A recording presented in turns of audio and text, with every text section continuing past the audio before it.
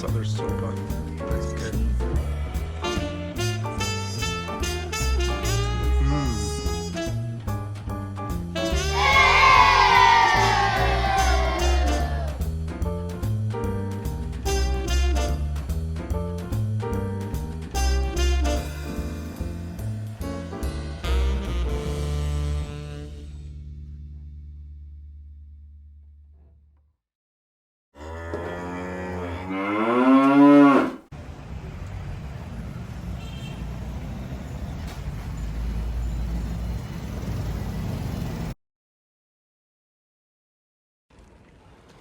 So we just had lunch. We stopped at this town, Sendelin, something like that. We're just passing a horse. And that's the town down there. And I don't know, I can't see, but Clarissa's right there. So that was a quick stop. We're about 60 miles in from there, and we have another 30 or 35 to go to get to what we think has a place to stay. If not, we might have to ride all night. And climbing, right now we're at 9,100, 9,200 feet. Today we went over 11,600 foot pass. We might have another one coming up here.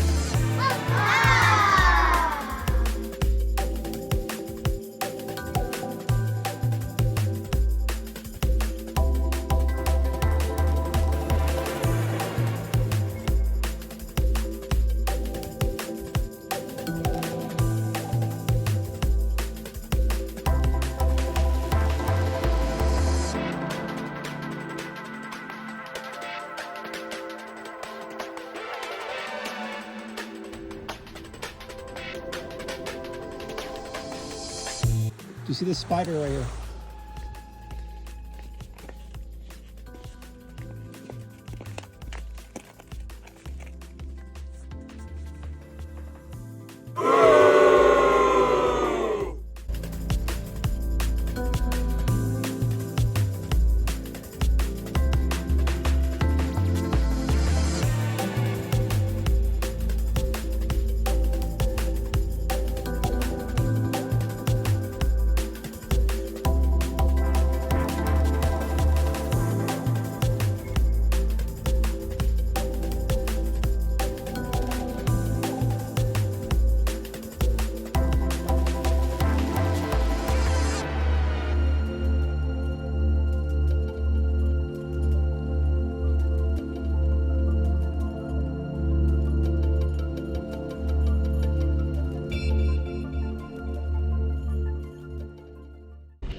This day was almost 100 miles.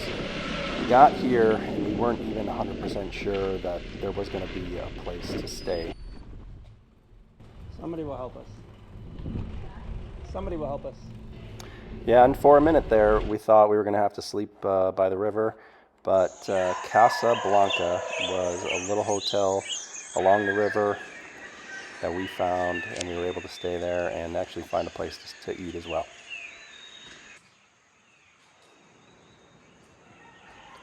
Balsas was an inferno. Casablanca, no air conditioning, but we did have a fan. I think it may have gotten into the upper 80s in the middle of the night. That little mango smoothie thing was kind of where everything started to go wrong. Also, we started a little bit too late, and the heat of the day was upon us in no time.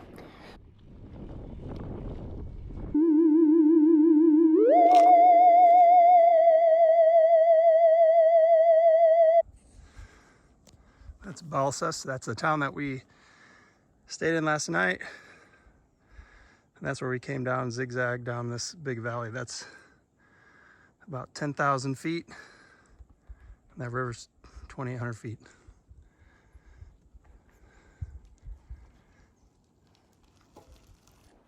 About an hour and a half into the ride, I started to get a little bit worried.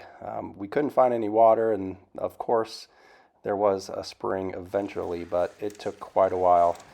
We started rationing the water. We probably drank a lot less than we should have, but we kept plugging on, kept going uphill, hoping it would get a little bit cooler as we got higher into the altitude.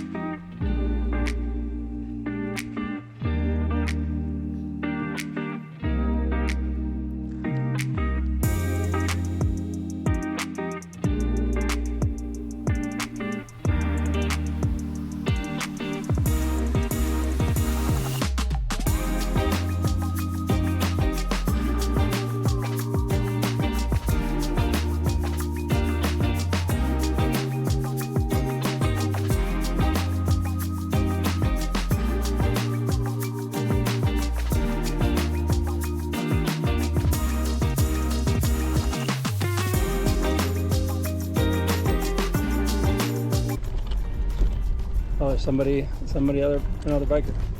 That was 8,760 feet. We're at 3,600 meters. That's 11,233 feet on mine. All in all, that climb took us about 6 hours to get to the top, going through all different kinds of flora, and it got a little bit chilly at the top, and we stopped to talk to the guy who was traveling from the bottom of South America all the way to Alaska. After we got down this bumpy, gravelly little downhill into the next town, we had a pretty miserable night, had some food poisoning, diarrhea, throwing up all night.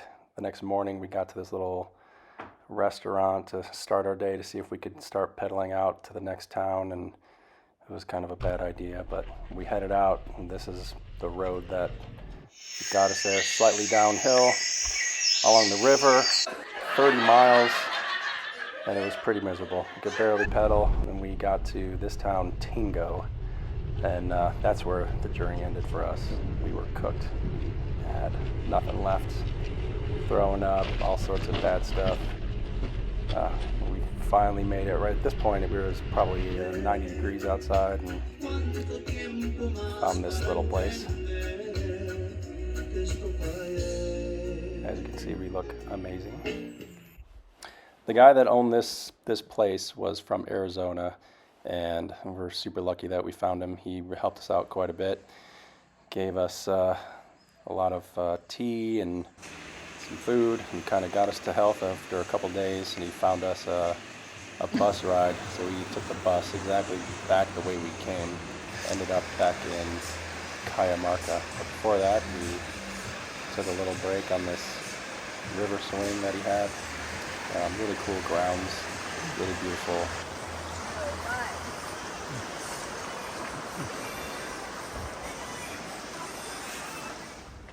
As we started to feel better, we ended up taking a little spin out on the town to Cajamarca, tried to find a little bit of lunch, cruising through the traffic, which was pretty fun. And we found this hamburger joint and had some drinks now that we were feeling better. Yeah, that's a big change from what was happening just a few days before. But some drinks and some hot tub, some peaceful quietness, and that was the final end of our trip. And it was really fun, even though we got sick. But in the end, drank a little, and then back to the airport.